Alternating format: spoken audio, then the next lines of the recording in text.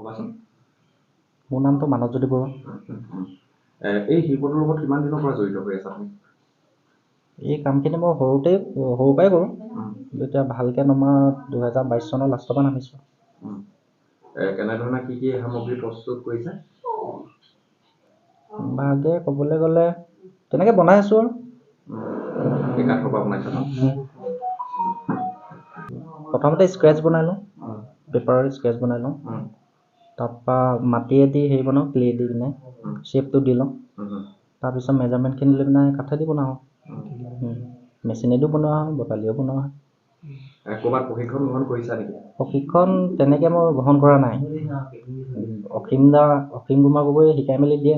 আমাৰ ঘৰৰ ওচৰৰ দাদা এজন আছে, তেওঁ বহুতখিনি সহায় কৰি দিছে। তোমাক যি যন্ত্ৰ পাতি লাগে এই বস্তুখিনি সাজি উলিওৱাত, এইখিনি তুমি নিজে কৰি আনিছা? বেছিভাগে কৰি মেলিয়ে অনা হৈছে।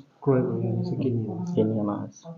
এই কাম বন কৰি পিনে যিখিনি পোৱা হয়, ইনভেষ্ট কৰালৈকে হৈছে। কেনেকুৱা এতিয়া এই মনটো? ভাল, মইতো ৰাতিপুৱাৰ পৰা গধূলিলৈকে এইটোৱে কৰি থকা হয়। মানে সৰুৰে পৰা প্ৰয়াস কৰি আছা নহয় জানো? সৰুৰ পৰাই কৰোঁ, গোটেইখিনি কামখিনি কৰা হয়। তাৰপিছত ইভাগে বেংগলোৰতো কাম কৰা হৈছিলে। পেটিএম পেমেণ্ট বেংকত কাম কৰিছিলোঁ। তাৰপৰা লকডাউনত ঘূৰি আহিলোঁ। ঘূৰি অহাৰ পিছত এইটো কামতে সোমালোঁ। এতিয়া তোমাৰ তুমি আগুৱাই যাম বুলি এতিয়া মনটোতো মোৰ ইয়াতে আছে, চাওঁ কি কৰা যায়। মানৱজ্যোতি আপোনাৰ একমাত্ৰ পুত্ৰ সন্তান। কিমান দিনৰ পৰা এই শিল্পটোৰ লগত জড়িত? নমস্কাৰ।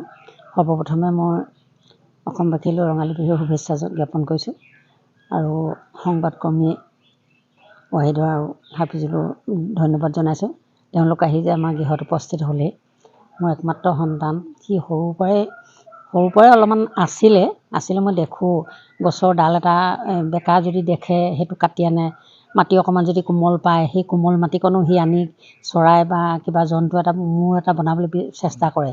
তাৰপৰা অলপ দিন বনালে তেনেকুৱা। স্কুলীয়া শিক্ষা যেতিয়া আৰম্ভ কৰিলে, ক্ৰমান্বয়ে স্কুলত যেতিয়া ব্যস্ত হৈ থাকিলে পঢ়া শুনাত, তেতিয়া সেইবিলাক ক্ৰমান্বয়ে সেইডোখৰ পৰা আঁতৰি আহি যেতিয়া সি মেট্ৰিক পাছ কৰিলে, শিৱসাগৰ জুনিয়ৰ কলেজত নাম লগালে। শিৱসাগৰ জুনিয়ৰ কলেজৰ কমাৰ্চৰ পৰা ফাৰ্ষ্ট ডিভিজনত পাইছিলে আৰু পাছ কৰি সি ক'লে মই বেলেগ এটা লাইন পঢ়োঁ বোলে। তেতিয়া BBA পঢ়িবলৈ কলকাতালৈ গুচি গ'ল। কলকাতাত পঢ়িলে 3 বছৰ। তাৰপাছত সি বেংগলত এটা চাকৰি সন্ধান পালে। পেটিএম বেংকত সি চাকৰি কৰিলে।